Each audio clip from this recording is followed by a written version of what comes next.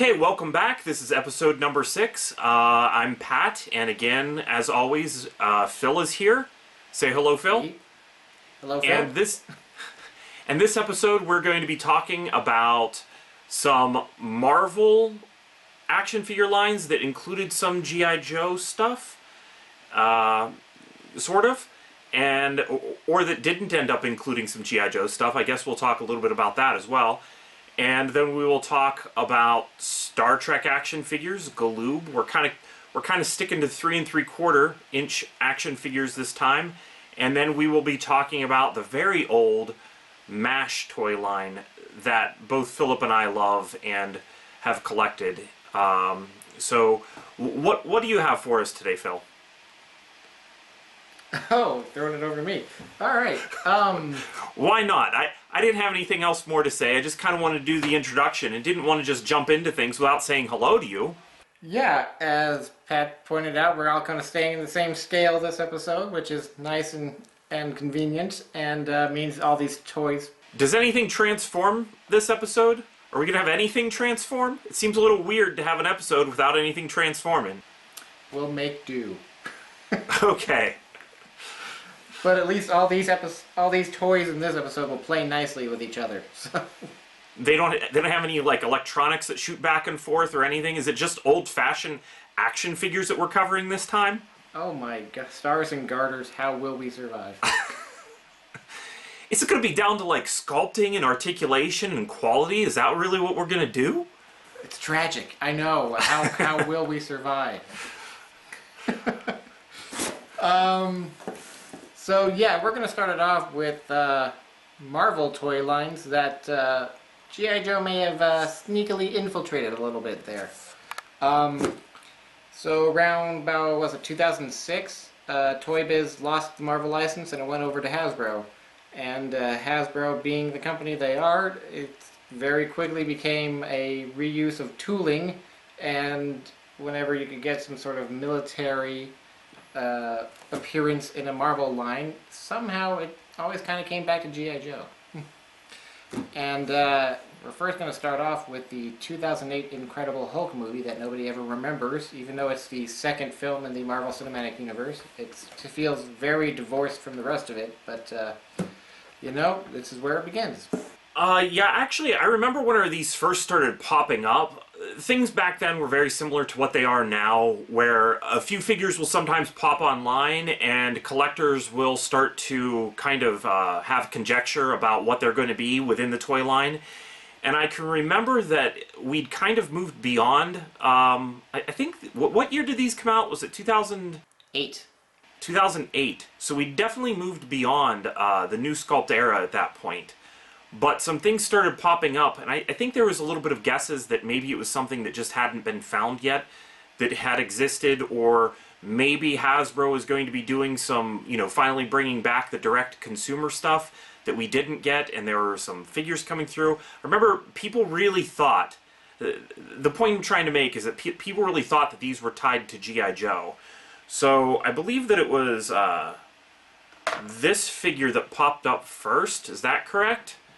Online, among all of the prototype collecting people were kind of looking at the stuff coming out of China, and one of these popped up, but you know, of course it didn't turn out to be G.I. Joe. It ended up being G.I. Joe parts reused for another toy line. And why don't you kind of give us the rundown of what this is? So, as with most Incredible Hulk sort of stories, General Ross is trying to track him down and uses a contingent of military troopers. And to represent that, we had a 2-pack of figures called the Hulkbuster Squad. And these are them. As you can see, this is a generic trooper. It's pretty much primarily Sergeant Bazooka with a new head and a more muted gray and black paint scheme. And over here we have, which is actually Emil Blonsky, who in the movie becomes the Abomination. But you can see the actor's head sculpt on there is not too bad. On this sort of a DTC Saw Viper body. They're actually pretty nice sculpts there for them to use. Clearly not 25th anniversary sculpts. They were dipping a few years back into the well. And it just kind of started a whole squad. And annoyingly, the quality kind of dipped with the later figures. There was a mutating Abomination 2-pack where they re-released Emil again, and a Abomination with some limited articulation because there was a panel in the back that you could open up and sort of squeeze him in there. That's kind of the representation of Emil becoming the Abomination.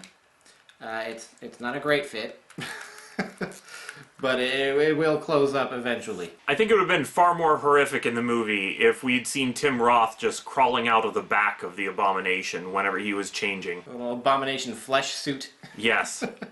Yeah, the interesting thing to me is that whenever this first Tim Roth figure came out, on the back of the package, the head sculpt actually was a little bit different. I believe that he had a crew cut on the back of the package, but the figure inside, of course, had a little bit of longer hair. I don't know if any of those have ever been found. I think that that was something that was changed prior to tooling being made, because I've never seen even a test shot or anything else like that with that crew cut. Just the picture on the back of the package, which is pretty weird because it's a pretty significant difference for it to have made it that far and for it to be the toy photography that they used. I have to say I kind of like the scale of these Hulk figures. That's one of the things that in the more modern movies that have come out from the Marvel Cinematic Universe that I've never really been all that happy with the scale of Hulk because of the fact that they seem to be trying to stick to the same price point as the other figures.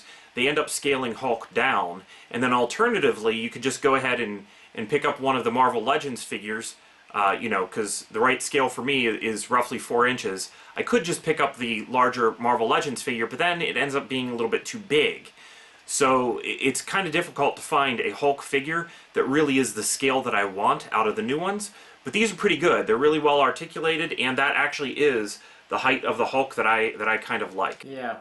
And there was a later 2-pack that was called Mega Kick Hulk versus the Hulkbuster. And you got kind of a decent Hulk out of it. He's got some pretty good articulation.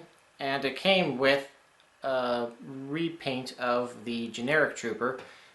Pretty much the only difference is that his gray parts are now sort of greenish tinted. Just enough to vary it up a little bit without being too too different. And this Trooper's interesting to me because he definitely has that Spy Troops helmet that came with the was it the Sand Front. Scorpion? Sand Viper. It was the one that came with Sand Viper. You know, on top of a head but permanently sculpted on. So it's kind of interesting that while it is a newly tooled head, it's not really a newly sculpted head.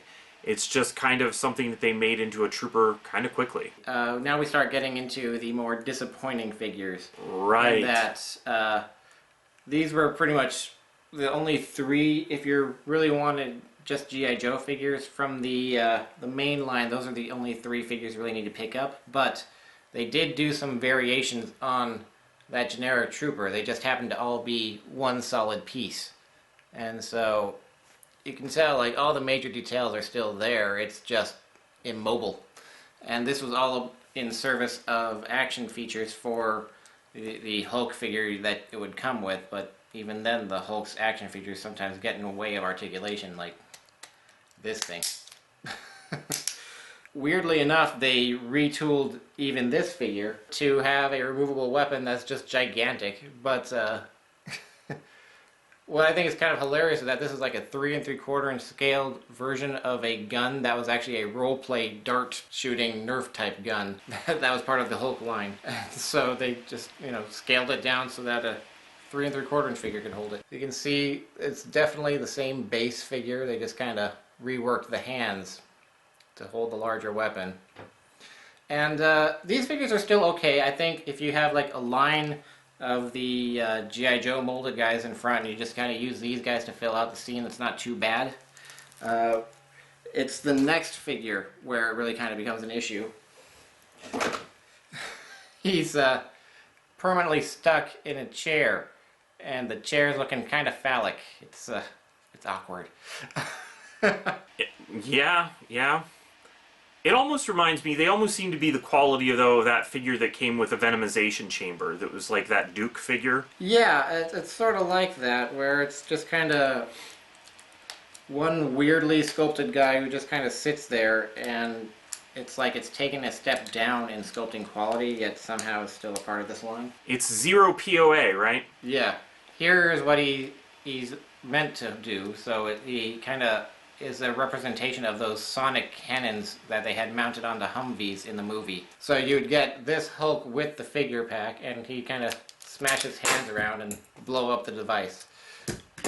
And you were left with this guy just kind of flopped on the ground, pointed upward still.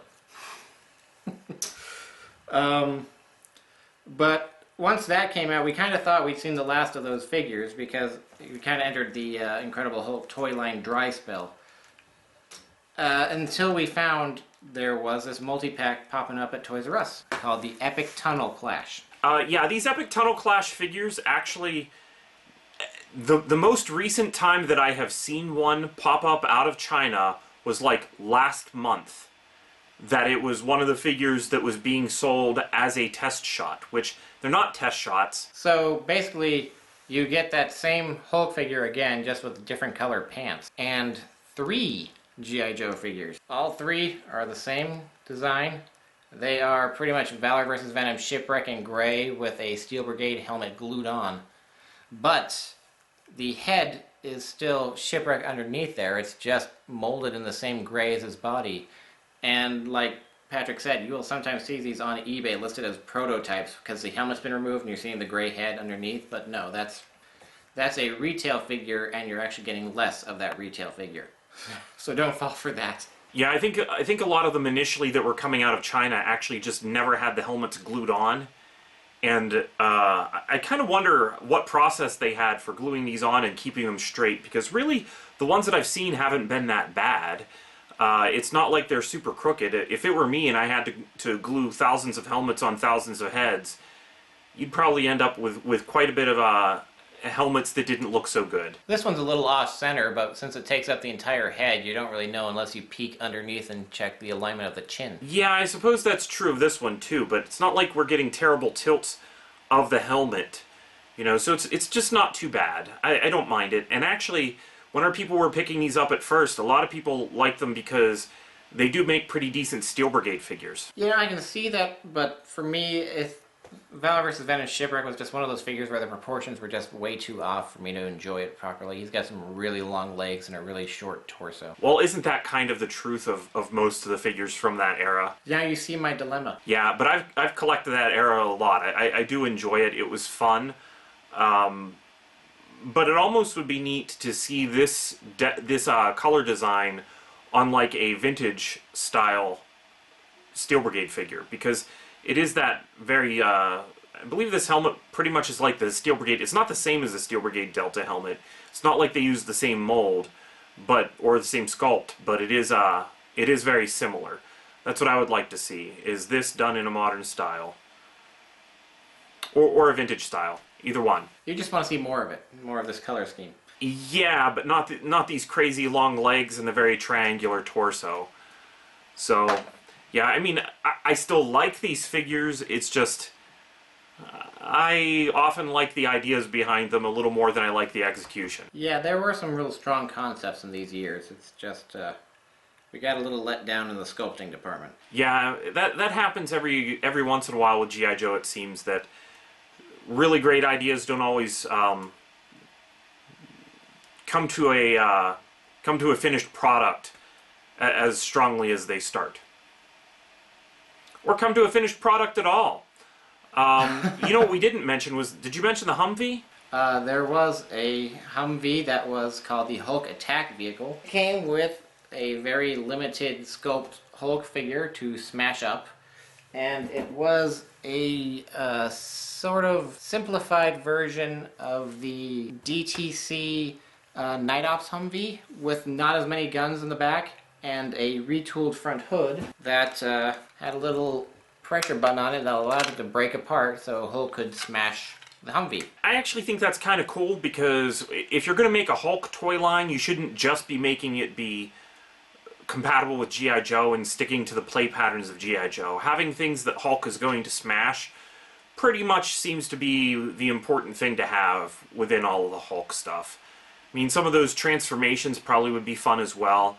I don't know how well it really comes across that he's transforming when you're just popping an action figure out of the back of Abomination or out of the back of Hulk. You're kind of ripping off his spine and shoving a guy into the guts. It's really something more out of Mortal Kombat than Incredible Hulk. Yeah, or something you would do to a Tauntaun, not really to the Abomination. If Luke needs to stay warm and he's on Earth, Han can always cut right into the Abomination and shove Luke in. And I thought he smelled bad on the outside. That's right. Oh boy, okay. So then what comes up next chronologically? That's what we have a lot of examples here of Marvel stuff that borrowed from G.I. Joe, but I am having a little bit of trouble of thinking things through in the right timeline. Well, I believe the next thing that comes to mind would be X-Men Origins Wolverine, because I believe that was a 2009 movie. This thing was a little bit weird the way that it came to me. It was offered to me a couple of different times, and each time I turned it down, I said, no, you know what, I don't need that. This thing is goofy. It is it's the G.I. Joe Sandraiser, but it is retooled. And instead of coming with a Dusty figure, obviously, it comes with Wolverine. And it is an astonishing Wolverine. I'm not just astonished by it. It is the astonishing X-Men Wolverine. It's not this one that came out later. It is a much earlier one that used a sculpt that existed at the time, but repainted. And it never came out, and that's fine, because I think that we ended up getting a better figure later on. But it's such a weird vehicle. I kind of turned it down at first because I thought, you know what, my focus is G.I. Joe, and while it uses a G.I. Joe vehicle, I'm not going to bother. And then, you know, as things got offered several times, the price kept getting better, and then finally I said, what the heck, I'm going to buy it. And then I was completely blown away because I didn't notice that inside the picture for this thing, behind it was the mock-up packaging. Now, whenever Hasbro is putting together an item for potential release, not only do they need to test the actual toy itself, but they need to test what the package is like, because you don't want to send something out to the store that is all kind of wobbling around in there. You want something that is secure, you want the package to look nice.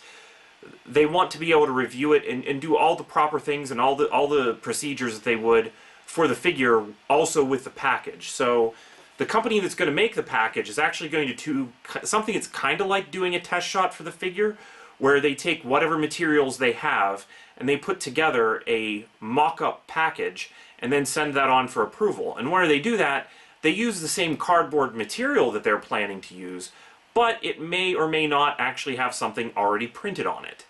So, to my surprise, this thing, whenever it arrived, actually was using a G.I. Joe Sigma 6 package for the Dragonhawk. You can see on the back here is part of the Dragonhawk, and then here I think is the Dragonhawk package cross-sell for some other vehicles.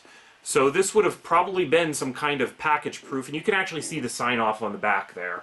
This would have been some kind of package proof or something that was just sitting around at the company that would be doing the packages, or just an unused package. That's also possible.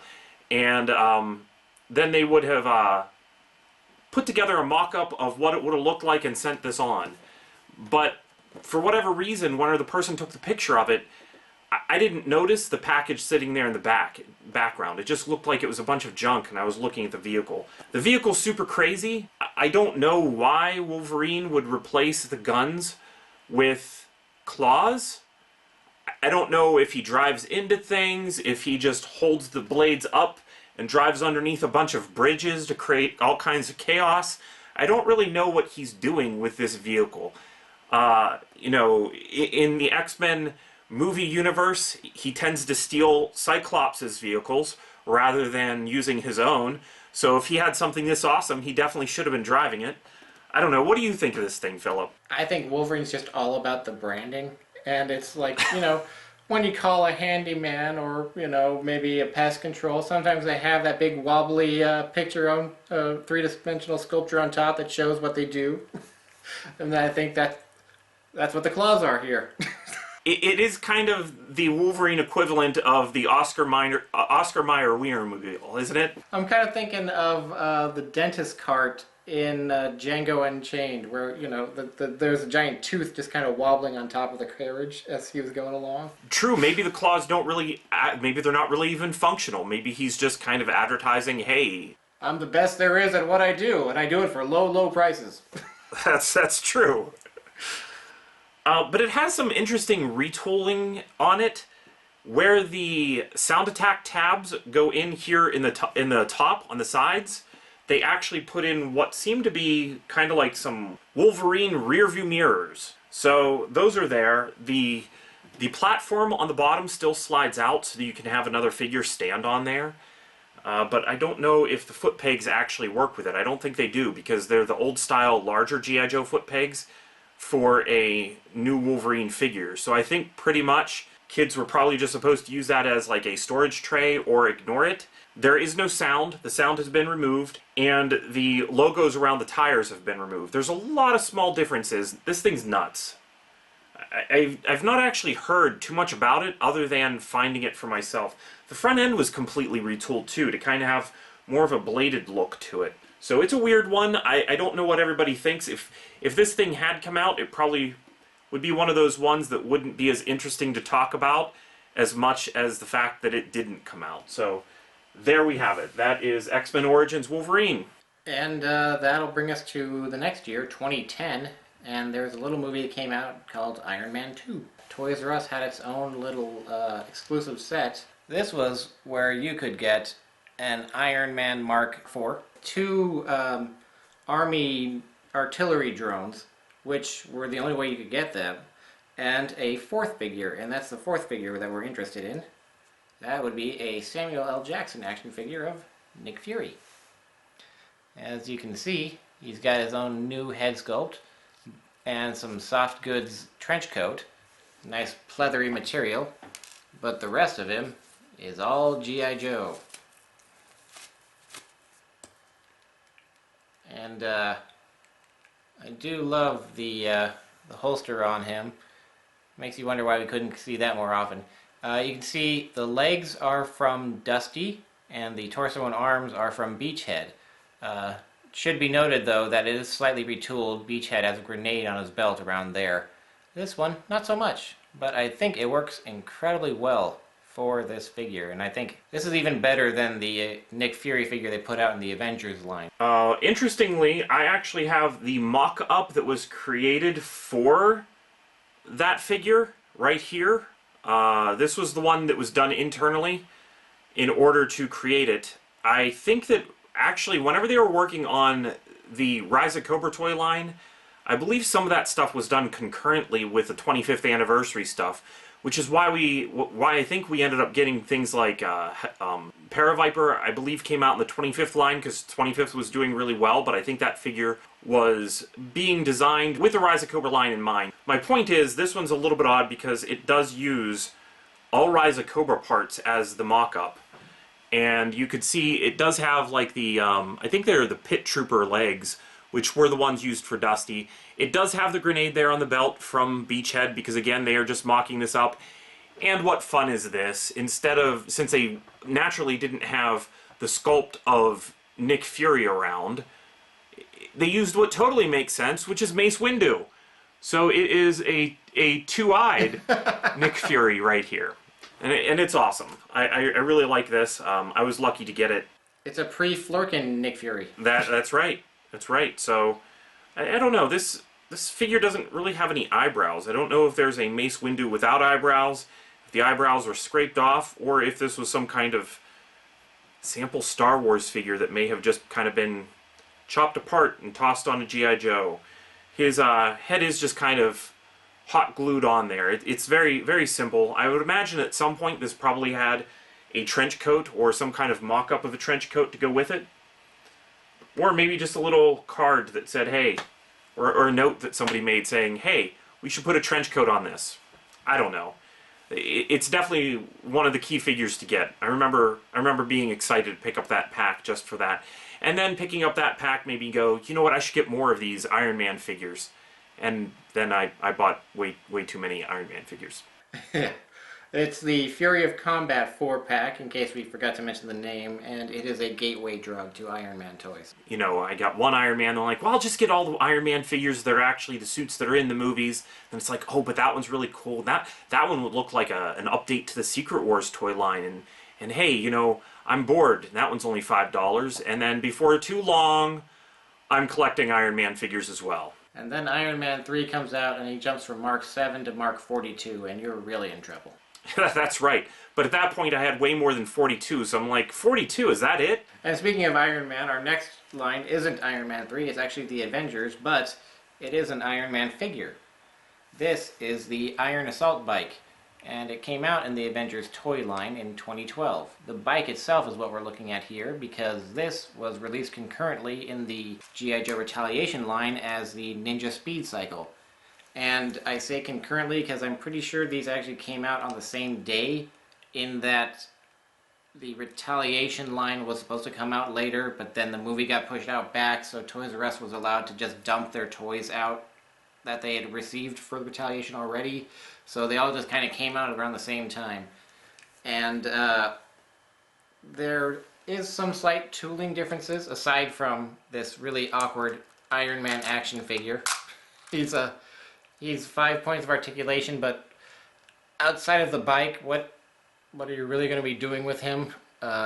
It's very awkwardly positioned. We'll just put it that way. But, the bike itself, if you recall, the Ninja Speed Cycle has a missile firing feature where this front headlight is. So they stuck that in there, plugged it up. The button does not depress, that's just kind of a tooled replacement. And then, for some reason, the little windscreen here was retooled to be a little more Iron Man-y, I guess. Actually, one of the things that I passed on that I should not have, I just should have jumped on it a lot faster, is that bike did exist as one of the canceled things from the Iron Man 2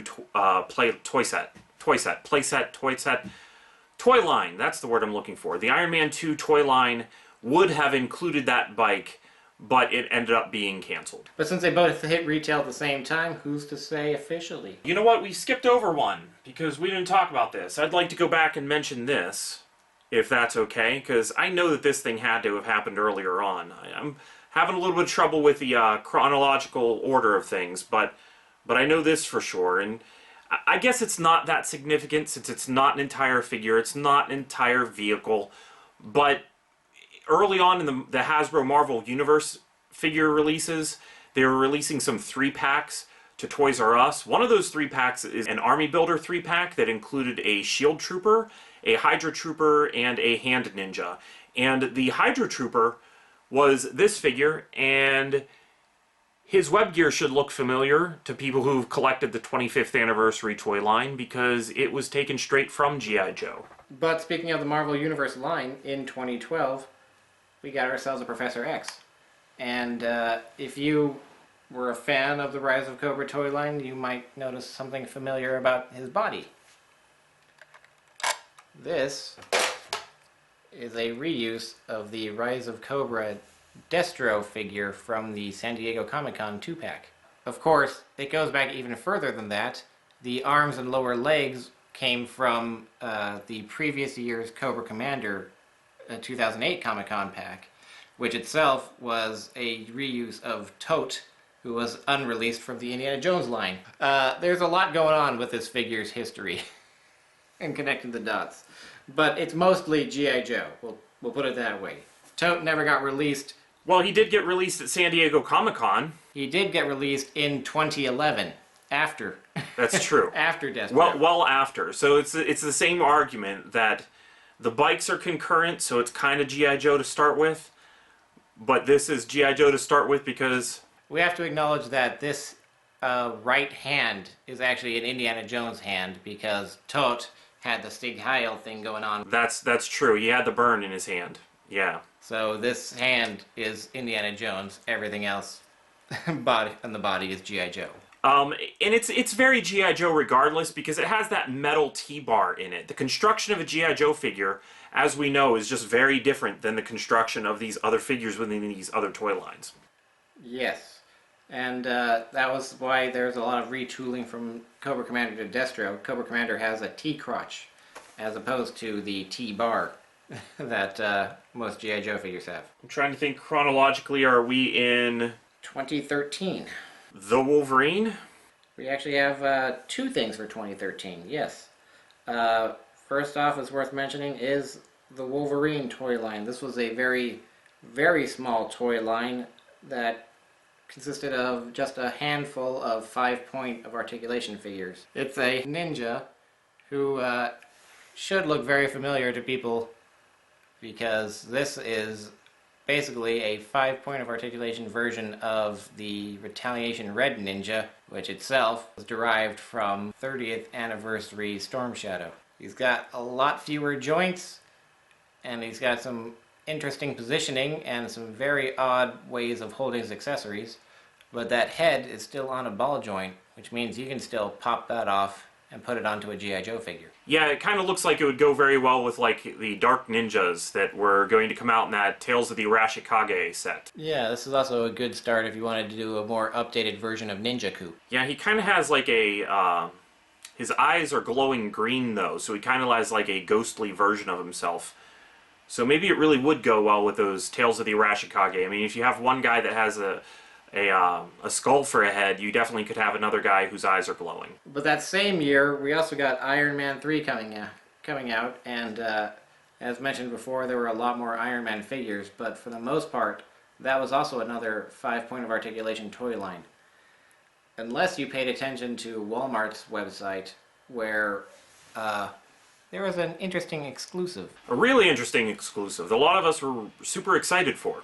It was called the Hall of Armor set, and this included 6 figures that had full range of motion. And this was the only way you could get an Iron Man Mark 42 with, elbow and knee joints. The 4 of those figures were re-decos of figures from the Iron Man 2 line. And then the 6th figure was a Tony Stark figure who uses G.I. Joe parts. You're noticing a theme here, right? Now, I want to say the Tony Stark head actually comes from a canceled Iron Man 2 figure, right? It does. Actually, he's over here playing Galaga. He thought we wouldn't notice, but we did. It's seemingly canceled, but there was a 3-pack that did end up coming out only in Europe. It's generally thought of as canceled because for the longest time it wasn't showing up. It was an unmasked Iron Man, an unmasked War Machine, and a Black Widow figure for the Iron Man 2 toy line. No parts of that Black Widow figure have been released. For as many Black Widow figures that have come out, I'm very surprised that they've not gone back and reused that tooling. To me, it would make a lot of sense. It's kind of a shorter figure. It's a really nice one. I think that we've gotten some better head sculpts since then, but I think that it suffered just a little bit from some of the paint apps not being applied as nicely as they were on the back of the package. I did manage to get a packaged one, but basically it was this head, and if you look at them, the original is painted, the beard is painted a little bit different, the goatee is painted a little bit differently, and he is a lot whiter. So it's a little bit of a different figure, but this one was really getting some people excited when it first showed up. So it was nice to see Hasbro actually release that head in greater quantity for the people that were not able to get one, because I think the one that was coming out in Europe, those things were really pricey because they only hit in very small numbers. I don't even remember where all in Europe they hit. I think that maybe I had gotten mine, I think it was from the UK, I think. Yeah, I never even got that set, so I can't even speak to it. I still would like to get that Black Widow figure. It's on my list.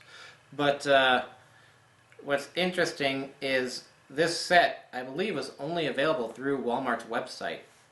So while you could get it delivered to their store, you couldn't just walk into any Walmart and see it on a shelf and pick it up. You had to know about it.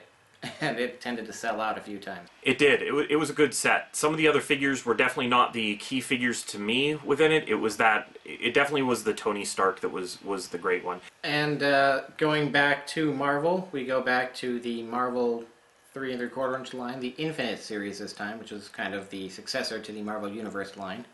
And this figure was Chameleon. Chameleon is kind of interesting because he was sort of a take on the Destro body, but with a more casual look. Instead of a three-piece suit, he's just got the sport coat and I think it's like a turtleneck. Yeah, he definitely was retold from the Destro figure because the metal T-bar that you're used to having in a G.I. Joe figure is just gone. I know mine, the legs have a tendency to pop off while I'm trying to pose him, and they kind of just plug up in there, and it's a little bit difficult to actually get his legs to be where I want them to be without them kind of jumping out from the side. So a little bit of a disappointing figure to me. I think that the later Marvel 3 3/4 inch stuff had a lot of stuff costed out, and this is one of those ones that suffered for that. But it still is a fun addition. To me, for a long time, it was just one of those things where mentally, if it was a dude in a suit, it probably wasn't coming out. So whenever that Destro figure first hit, I was really excited. And I've been happy for any time that we've seen that thing re-released or revisited in any way since, including the Chameleon figure. I just didn't stock up on them because, to be honest, I never saw that thing in the store. Did you? No. In fact, I had to buy mine off of eBay, and I had to buy it expressly for this video. And if you notice, we don't actually show it on camera right now because it hasn't arrived yet.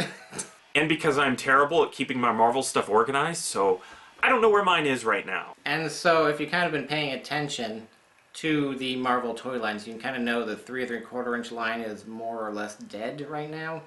Hasbro's focusing more on the Marvel Legends line and then their 5-inch movie toy lines. But we still have a few 3 3/4 inch figures that trickle out here and there. And in 2018, there was a 2-pack released in the Marvel Gamerverse line. And it was based on the PlayStation 4 Spider-Man game. So you got yourself a Spider-Man figure based on that PlayStation game design with the white spider motif, and a Mr. Negative. And if you've been paying attention, Mr. Negative should look very, very familiar. Once again, that Destro 3-piece suit coming back out with a interesting figure skin tone and, going on that whole Mr. Negative like a photo negative. But, so a little hand swap, a little neck swap, and you've got somebody with a nice, classy pre-Labor Day ensemble. Yeah, I've actually seen this one customized a couple times into Rise of Cobra Storm Shadow, which I think is a pretty good idea. He does not actually have a metal T-bar in him like Destro, but his construction does feel like it's a retool of that with perhaps a plastic T-bar made special for this figure, because it appears to be its own piece of plastic. It doesn't look like it's the same. Like, I'm looking at it, and the waist is a little bit off because you can kind of tell that they made the torso black and then painted the lower waist white, so it's not quite as white as the rest of the figure. But then you're looking at that T-bar, and it's a very white plastic, so it's definitely a separate piece. So the construction of him is pretty much the same as Destro, minus the fact that it has that really, Destro has that really sturdy metal T-bar. And I like that we have some variation in the suits. Obviously now you've got the Marauders line that's got its own version of a suited figure, so you can add a little bit more variety to your molds. And I just like that you can have some more casually dressed characters this way. But that will take us through to the end of G.I. Joe in Marvel Universe toys for now. Yeah, who knows what the future may hold. I mean, I don't think that we're getting any more 4-inch anytime soon, but I think that the overall message here is that even though there were some abandoned things in G.I. Joe, those things ended up showing up later as being reused because Hasbro had those assets. So, I don't know, maybe I'm being the opposite of Mr. Negative and being Mr. Positive, but maybe it could mean that we'll actually see some of these, some abandoned G.I. Joe figures reused at least for some other toy line in the future. So that was Marvel. Now let's head out into the stars now, and take a look at Galoob's Star Trek Next Generation figures, because this is a line that came out when we were all a little bit younger. We were all a little bit more infatuated maybe with some other toy lines, and it just kind of holds a little place in our hearts. Very true, very true. Star Trek Next Generation by Galoob. If you'll notice, we kind of snuck in a mission point into our intro, so it's something we've been thinking about for a while now. This is a great one for me. My introduction to this toy line was, well, not my introduction to it. When I first started to buy it, I actually bought the whole thing at once because I was in the middle of a Kmart and I heard, like, this toy line was pretty much off the shelves because it was a little bit old. And then I heard over the speaker system, the PA system in Kmart, that there was a blue light special for Star Trek action figures in the toy aisle. And this was prior to, this probably was somewhere like in that era of time, like right before the Playmates stuff came out, and whenever this stuff would have been trickling off and kind of all gone. So I bolted to the toy aisle, and the person there at the blue light, it's, if people don't remember what a blue light special is or remember Kmart, they would actually have like a cart that they would carry around with a blue light at the top of it, and they would have what they called a blue light special, and you just kind of needed to rush to that area of the store because they were having a crazy sale at the moment. And whenever I got over there, there was somebody that in the back in the warehouse, or the storage room I should say, they had found a whole case of Star Trek figures that they'd actually just forgotten to put out for a long time. So they pulled them out. I think they put like $1.25 on them each, and I bought a couple of sets. And now I can't find those sets. I'm trying to rebuild my collection. Well, for me, we got them when they hit retail. My mom bought a set for me and bought a set for my brother, because, you know, we'd grown up with Star Trek and we were all about that. And so we had the Federation figures at least, and for a while it was hard to find Data and Tasha, and then it was even harder to find the aliens. And so when we were kids, all we got were the Soleil and the Antikin, and if you don't know what those are, that's because we got the two aliens they put out in the line who only ever really appeared in one episode. Yeah, and it was the same episode. Yes. So if you missed that episode, you missed both of them. And they meant nothing to you. So, you know, there were only 4 aliens ended up being made in the show. The other 2 were the Ferengi and Q. And, yeah, guess which figures we didn't ever get when we were kids. Yeah, luckily I must have gotten a later case, because I do remember there were 2 of, I believe there were 2 of each of those as well. All I know is that I ended up with one of each of those, because basically I bought a set for myself and a set for my friend who was really into Star Trek also. Well, the aliens were definitely a later wave. You can tell that just from the card backs. On, you know, your standard Enterprise crew, the card backs show the Enterprise main characters available and maybe evil Ferengi leader. But, of course, it just came out as Ferengi. But on the alien card back, there's a lot more pictures. There's pictures of the aliens, pictures of the vehicles, and then pictures of the playsets that never came out, which kind of hurts me because I always wanted to have a bridge playset that was scaled to the 3 3/4 inch figures. I'm kind of amazed at the fact that there's 2 different bridge playsets that are kind of pictured. There's the USS Enterprise Starship Bridge, which is a cardboard playset that's not unlike the Palitoy Death Star or the Palitoy Action Force playset, or maybe even the Sears Bespin set or something like that. But then there's also the plastic USS Enterprise Starship Action playset that obviously would be mostly bridge. So it's interesting to me that there were 2 different ideas, probably in order to create 2 different price points. But that cardboard one kind of was a part of a collection of cardboard playsets that then formed together. I really wonder what the structural integrity of that thing would have been once it was all together. But it's definitely an awesome idea. I love the idea of, I love playsets, but I also love the idea of modular playsets that you buy a little bit here and there, and then you put it together and have something even bigger and cooler. Honestly, this toy line was a failure at retail. And that's why there was so many phases of when these things came out, but all the later toys kind of went straight into, you know, KB Toys discount pile. And they went so quickly that, you know, a lot of it never got into kids' hands. And I think the problem is, I believe these toys came out during Next Generation's first season. And, you know, to get them out that quickly is admirable, but you faced an audience that had to be won over. Because, you know, prior to that, it was only the the original series crew. So they had to warm to these characters. And then, you know, you go back and you watch the first season of Next Generation, and as much as I love that show, that first season is rough, man. It really took off in Season 2. Season 2 was whenever all of the foundation, I think, for the rest of the series was put into play. I think that's where you got, like, the first episode with Lore, and the Borg were established in second season, weren't they? Lore was actually first season, but yes, I think... Lore was first season? Lore was first season. Okay. Yeah, shame on me. I seriously just watched season 1 and 2 like a year ago, so I should remember. I just apparently don't. Yeah, but yeah, the Borg first appeared in season 2 in an episode with Q. Yes, I did actually just recently watch that one. That one was really good. But yeah, I think that coming in season 1 with these, it would have been better if they'd had a little bit more time. Obviously, we didn't see a 10 forward playset even proposed because it didn't exist yet. No, that's a season 2 thing, along with Guinan. Yeah. And of course, because it did come out during the first season, you get some weird quirks that must have developed during early mock-ups. Like their Enterprise, for some reason, has gold on the nacelles instead of blue.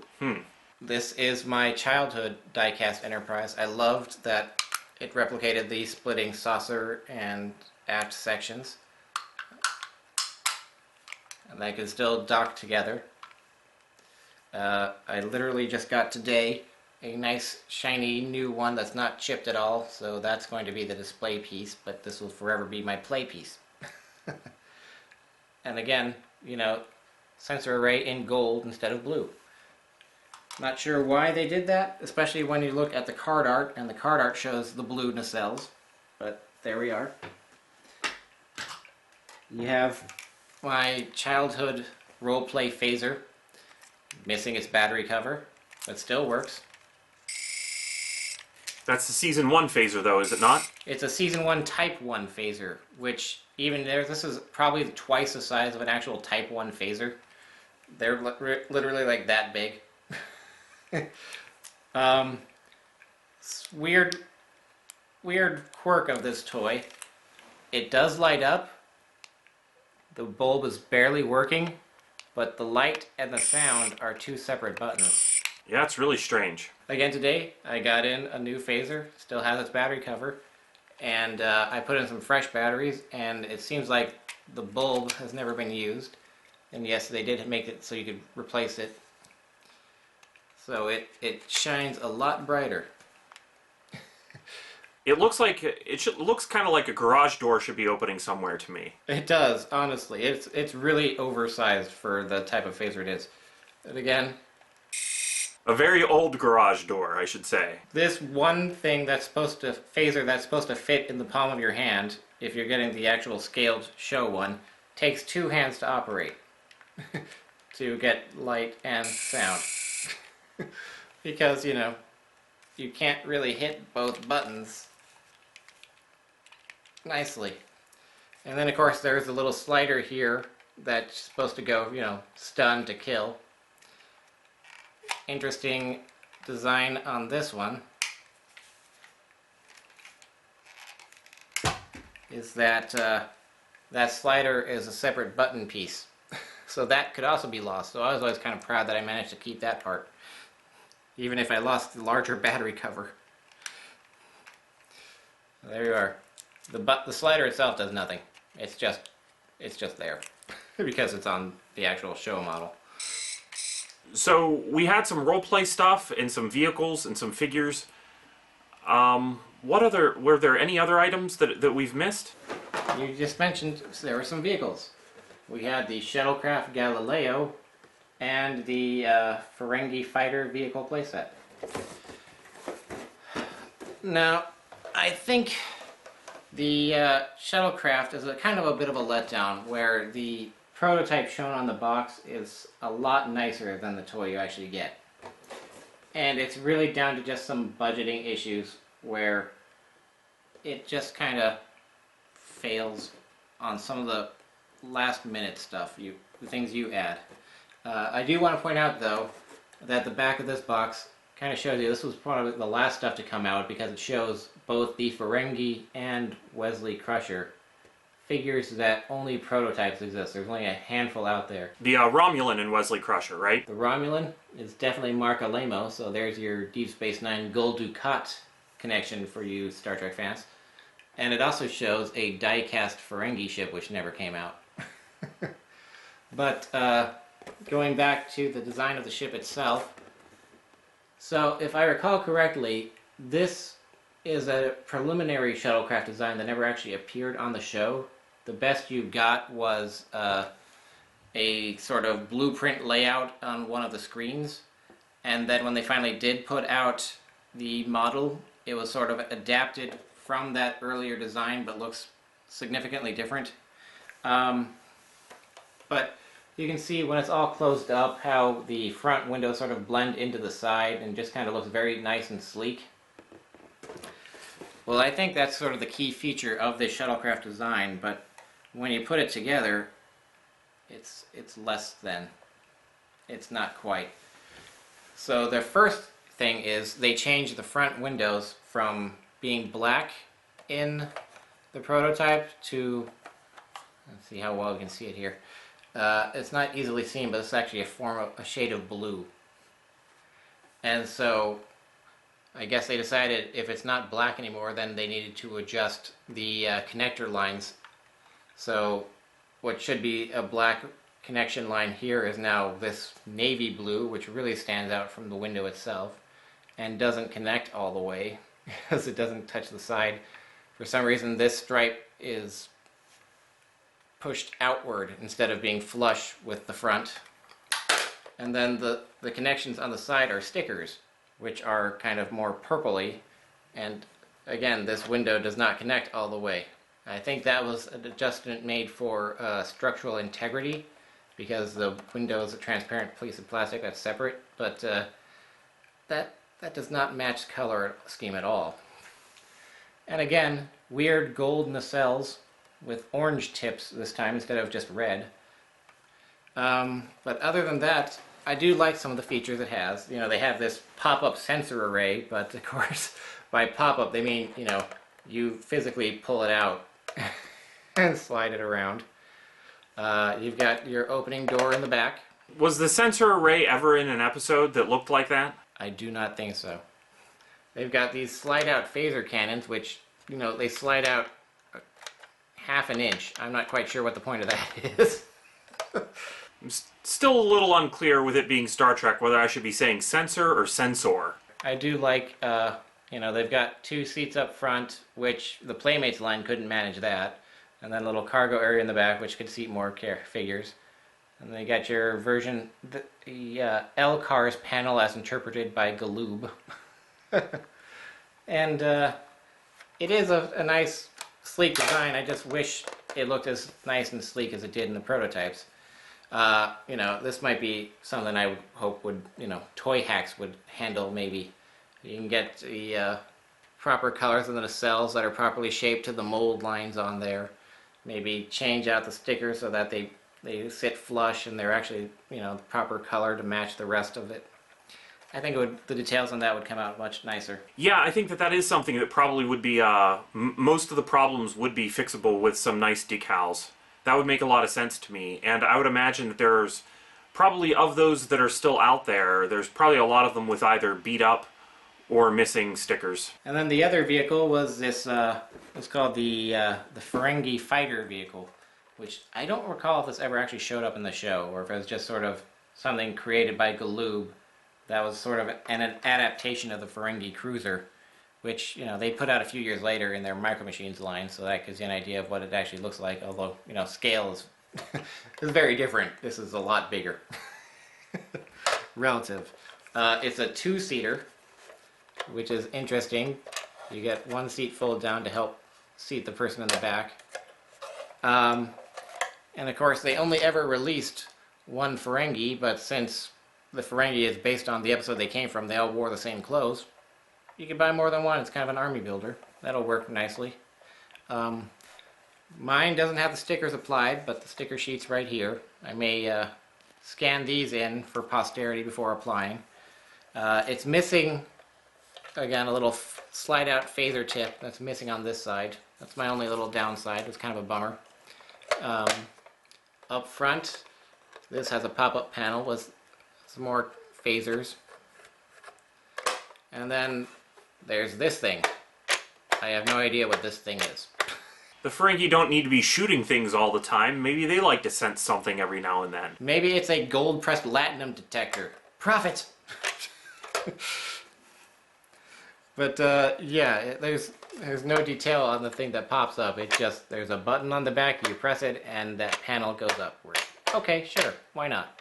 These are the two vehicles for the figures in the line. It does kind of make me wish that you'd see more small shuttlecraft from some of the other aliens in the Star Trek TV series. I don't really remember that happening a lot. One of the reasons why we wanted to talk about this line, though, is because while there is websites out there that document this, it doesn't seem to be a lot of in-depth reporting on it. And we noticed something. Here is the Picard I had as a kid. I don't know how well you can see that. Here is the Picard my brother had. You may notice one of them has pink lips, kind of, you know, flesh tone. One of them weirdly has yellow lips. And so I was noticing, this is a weird undocumented variation. And then, of course, if you look at Picard's hair, the yellow lips one, the hair is a little bit bluer. So I realized there are two different production runs on these figures, at the very least. And we were wondering if any other figures had this yellow lip variation. I remember whenever I was first interested in this toy line, there were a couple of variations that were like some of the greatest things to track, it seemed like, at the moment, because I remember hearing about the blue-faced Data, and it was one of the ones that I really wanted to find. And I think that actually, yeah, you know, the price tag is still on these from whenever I bought them, and I think I got them 50% off of this. So they were like $6 each. This toy line's really not expensive to track down. Here, you know, carded, I got a full set of Datas for less than $10. But Data is the more obvious one. But basically we found that the same thing exists on other figures. The yellow lips and pinkish lips is something that is not unique to Picard. But we're still kind of tracking it because, as you mentioned, Tasha Yar was kind of difficult to find, I guess, at first. So I'm not sure how she was packed out in the cases. I don't know what the case count was of her originally, and if maybe that affected whether or not she got this variation, because I've not found that. Or maybe they just kind of felt that pink lips looked pretty good on the female, and they left that one alone. That would make more sense to me, come to think of it. But we're still kind of looking at everything else, because obviously the world was different back then as far as talking about things. Things weren't so much of an online world. You know, there were message boards, bulletin board system back then. So I think that there was some discussion that way, but most of this stuff was done by word of mouth and at Toy Show and through collecting magazines and collecting periodicals and things like that. And Data, I'm really happy to have these. You can tell, though, that the Data, as far as the yellow lips and pink lips, that does exist with him. The earlier one, which was, I think, the one that they were referring to as the blue-faced Data, he is speckled, but, well, these ones, to me, they still look like the speckled light-faced Data is the one that looks more pink than the other one. I don't know. No. What do you have on your Data? It is the non-speckled one has kind of the yellow lips, and then the speckled one has pink lips, and then the quote-unquote blue one, which kind of has a blue hue. It's not actually blue. We think that one must be based on some of the initial pictures of Data that I think they were doing light testing, like they wanted to do something different with his skin, and they ended up changing actually his makeup for the show. So all this Galoob stuff seems to be based on earlier pictures even than what ended up in the series. Which is why I think that some of that stuff is different on like the nacelles and things like that on the ships. But the blue face data has the yellow lip. Are you serious? Because look at mine. You got pink? I think so. Well, see, this is why we need more info out there. This is what's fun about this, is that these figures are relatively cheap, and there's still a lot of undocumented information about them. So that's again why we've been bringing it up. We want to draw attention to the fact that there seems to be this weird lip variation. So that does it for Star Trek. I almost feel weird talking about Star Trek and not like calling attention to the fact that this is Picard and this is not Picard. It just is weird, isn't it? Is that weird? Should that be mentioned?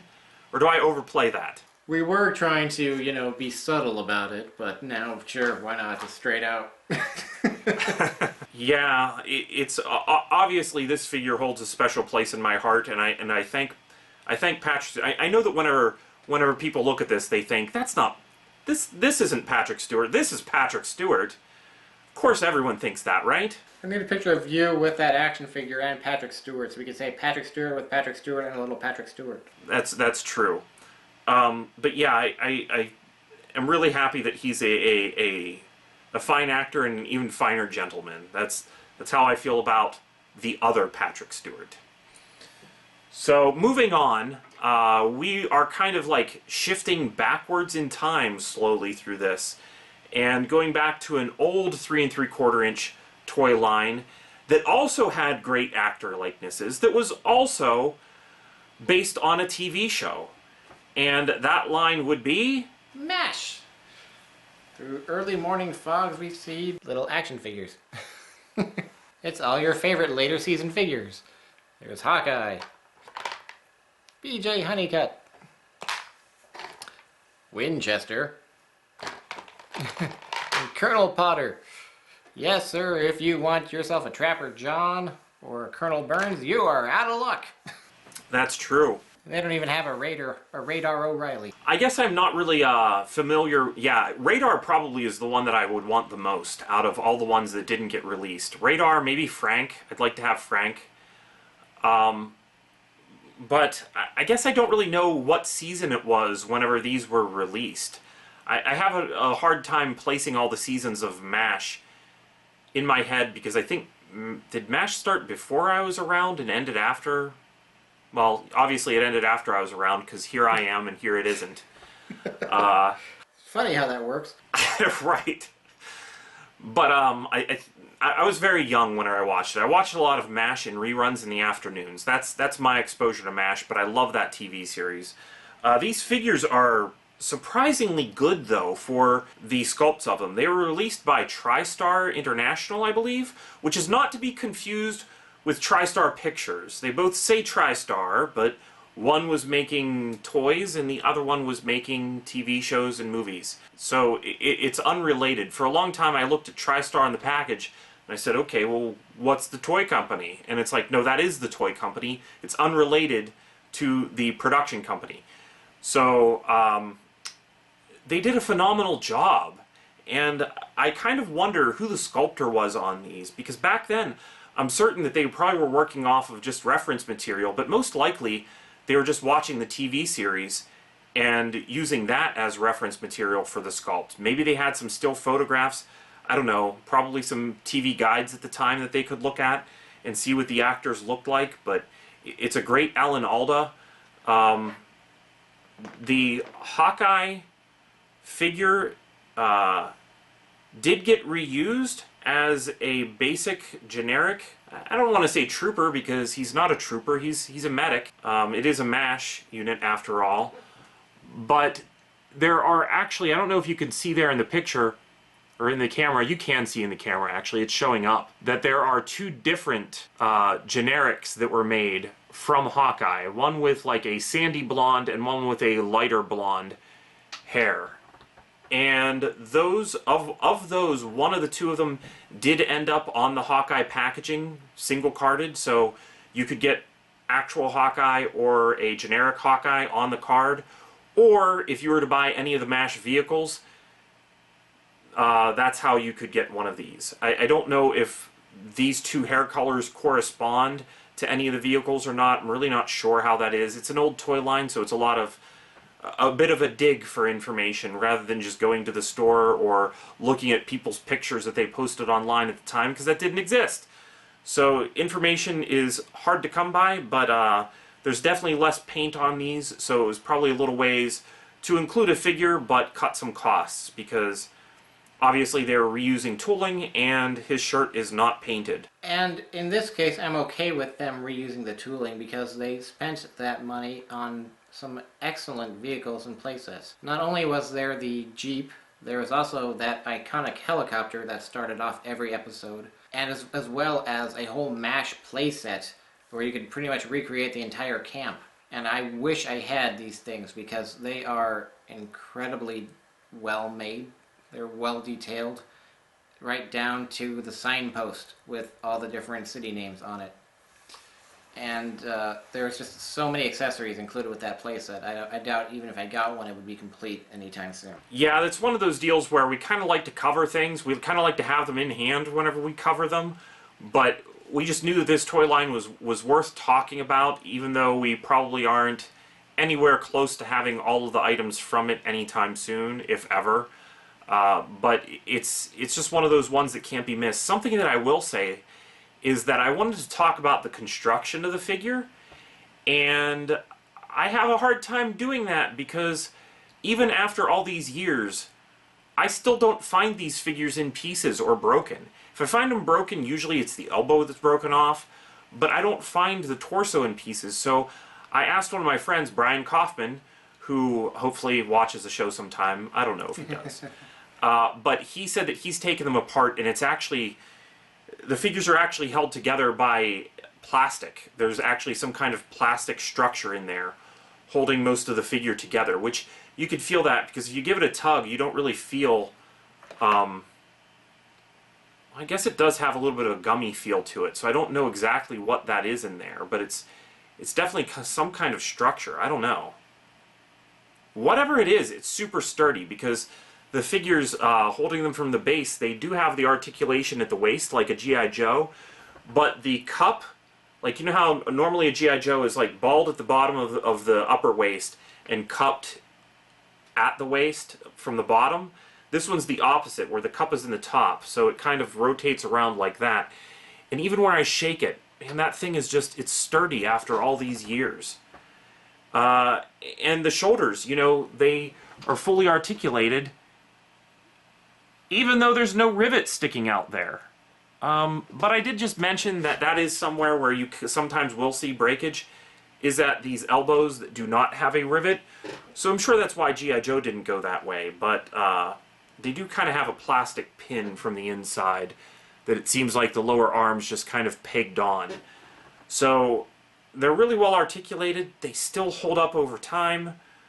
This is a great toy line that if you're into G.I. Joe, you're into, hopefully you're into the 4-inch scale in general, I think. I just kind of gravitate toward anything like that.